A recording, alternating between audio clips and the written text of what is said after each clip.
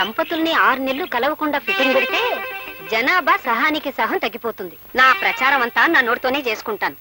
అవును, నీకెంతమంది పిల్లలు? మొదటి పొండి నా మీదే చేయదలుచుకున్నావా తల్లి? వస్తా.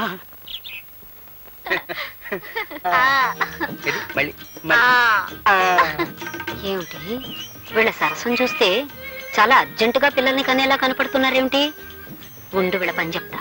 ఇదిగో ఇలారా.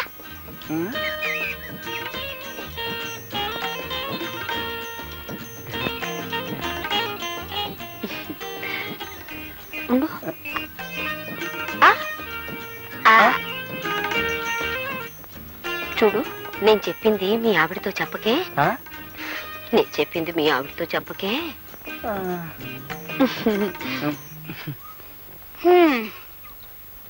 ఎవరండి ఆవిడ? ఏమిటి నాతో చెప్పొద్దంటుంది?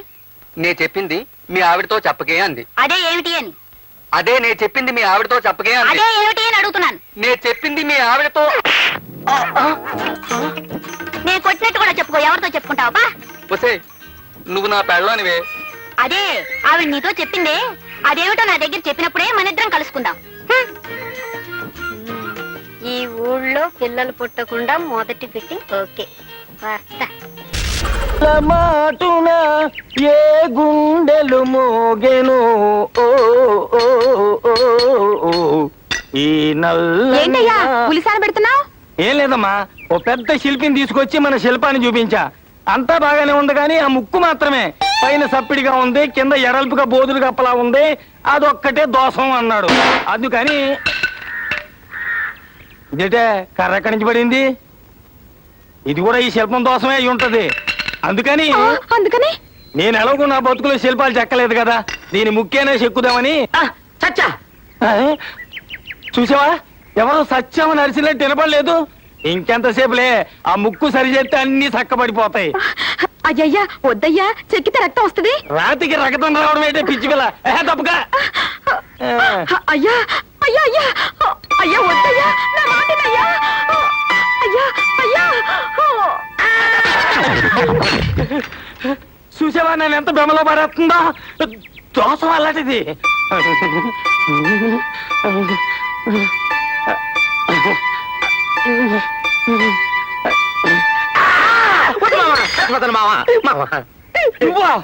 ఈ ఇంటి ఛాయలకి రావద్దురా అంటే శిల్పంలా వచ్చావా? పొర బయటికి పోరా. అలాగే పోతాను, నువ్వే బతిలాడు తెచ్చుకుంటావు. నిన్నెవడు బతిమాలతాడు, పోరా. ఇదిగో మావా, నీ కూతురు నెల తప్పింది, ఇప్పుడు ఇది. తప్పిందిలే. ఇది నా కూతురు నెల తప్పిందా? అది చెప్పింది నిజమేనా? చెప్పింది నిజమేనయ్యా. ఇలారా. ఏంటి ఇంత దూరం వచ్చిన తర్వాత చేసేదే ఉంది, లోపలికి తగలేడు, పెళ్లి చేస్తాలే. థ్యాంక్స్ మామా.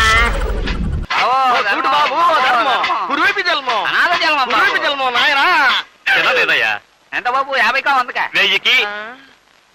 ఒకరి తర్వాత ఎన్ని సున్నాలు ఉంటాయో తెలిసిన అంటే అసలు 1000 రూపాయలు చూసిన మొక్కవేనా నీదేనే? చూడరా చూడరమా చర్మము, చెయ్యరవో ధర్మము. పూర్వజన్మమున ధర్మము చేయక వచ్చరమాకి రోగము, మా పైదాలి చూపకపోతే తప్పదు నీకి రోగము, తప్పదు నీకి రోగము. ఇదే మా శాపము. చూడరా బాబు, ఆపండి. ఇదిగో నీకే జబ్బు రాదండి. ఇలాంటి వాళ్ళు ఉండబట్టే వర్షాలు ఎక్కువ, వరదలు వచ్చేస్తున్నాయి బాబు. చూడండి మా చర్మం, చెయ్యండి ఓ ధర్మం తల్ల. బాబు బాబు తల్ల, పాపిష్టి జన్మాలు మావేనండి. మీరు దానాలు చేతి మీకు పుణ్యమండి బాబు, పుణ్యమండి.